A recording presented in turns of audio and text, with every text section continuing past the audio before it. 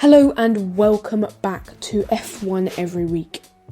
I am your host Ben Wevel, and today I'm going to be doing a summer break driver ranking.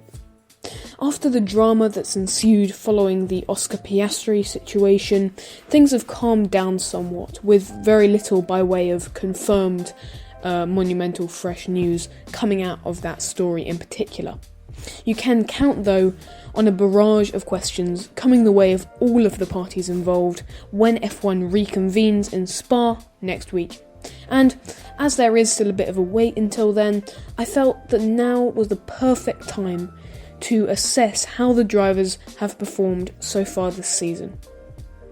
This is all my personal, statistics-justified opinion, so feel free to comment your driver ranking down below if you're watching on YouTube, or you could DM me on Instagram at F1everyweek_. Also, last episode was number 69, but as it was an interview with the lovely Chris of CF Racing, I felt it inappropriate to comment, so this is a belated nice. You can find that interview linked down below. Now, without further ado, let's get into episode 70. First of all is P20, and I'm putting Nicholas Latifi here, sadly. I don't think that there is any use in denying the fact that, were it not for the memes, Nicholas would be chased out of the sport by die-hard Hamilton fans, pitchforks in hand. He's just not suitable for Formula One in any way, and he may have achieved that magical Q3 appearance in Great Britain, but it was a wet track which significantly disadvantaged others, and that is just the start of the issues for Nicholas.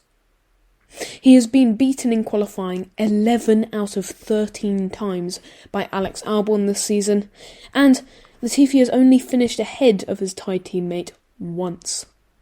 And then there are the massive shunts in both qualifying and the race in Saudi Arabia.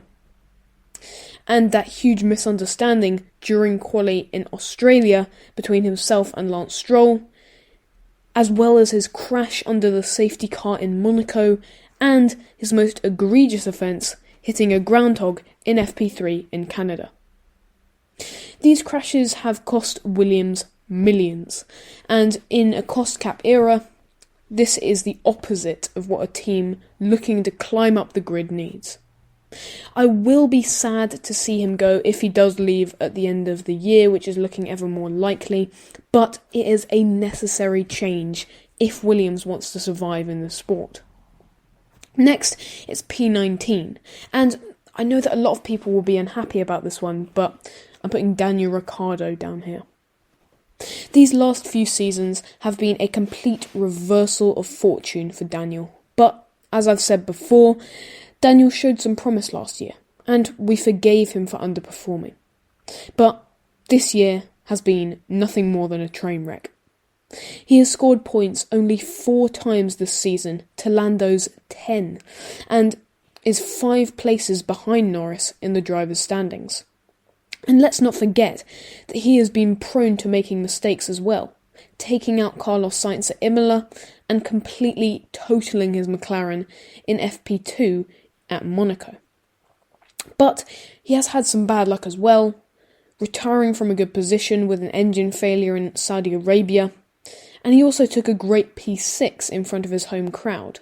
But on the whole, in that McLaren car, it's been a very poor season once more, and there is a clear reason why Oscar Piastri should be coming in next year. Now on to 18th, and it is the other Canadian on the grid, Lance Stroll.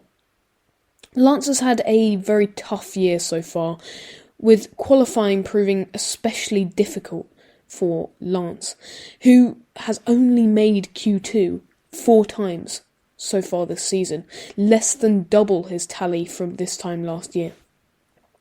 And despite having finished in the points 4 times over the course of the season, this has only ever been at the very tail end, in 10th, which pales in comparison to his teammate Seb Vettel, who has 4 times as many points as Lance. 4 times!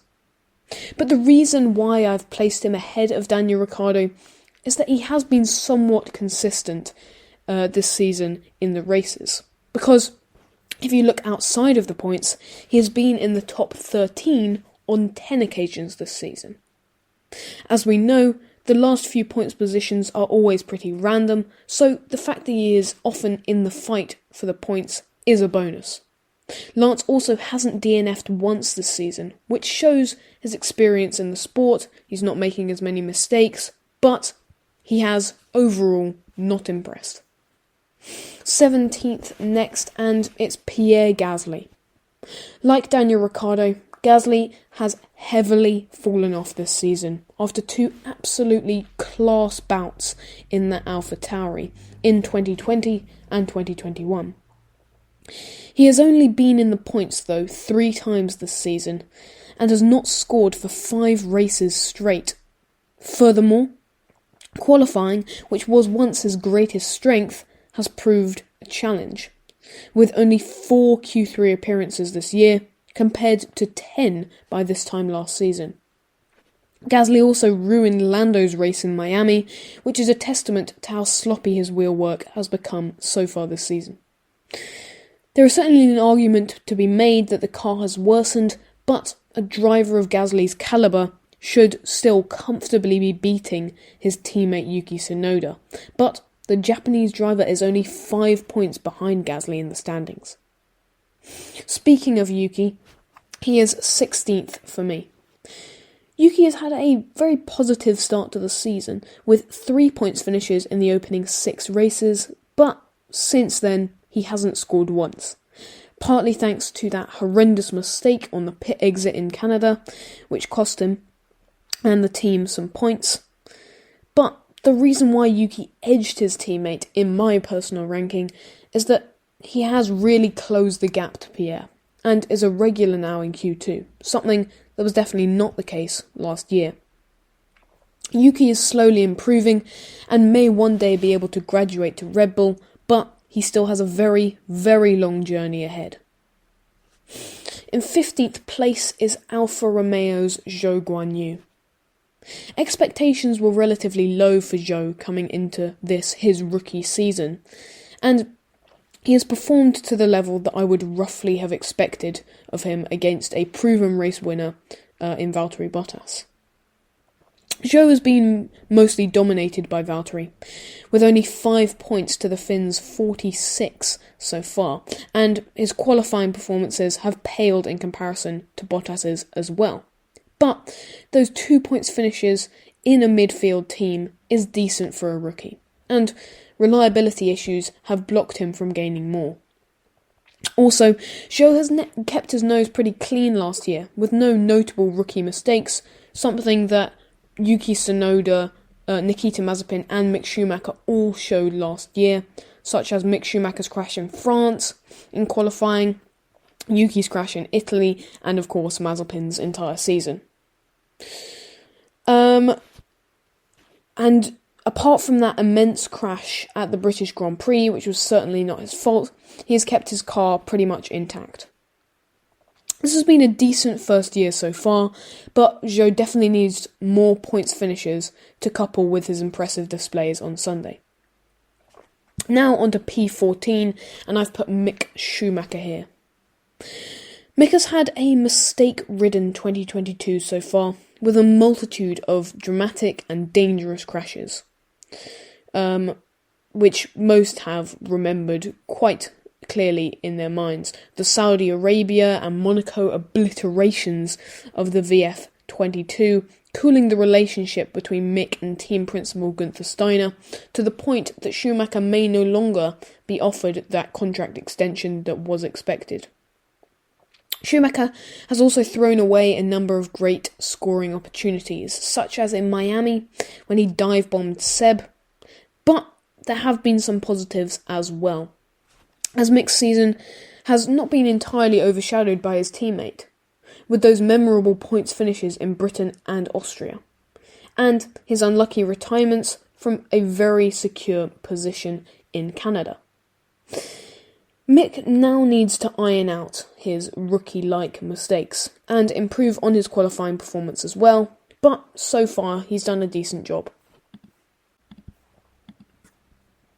And in 13th, it's another very, very controversial one, but I'm afraid I'm going to have to go with Carlos Sainz.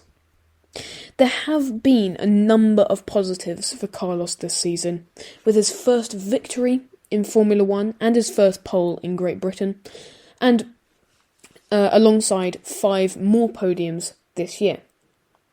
He has also faced bad luck at both Austria and Baku with engine failures. However, as a driver in a top team, he should be expected to nab podiums left and right. And there have been some glaring errors as well, which were not present for the driver next up on the list.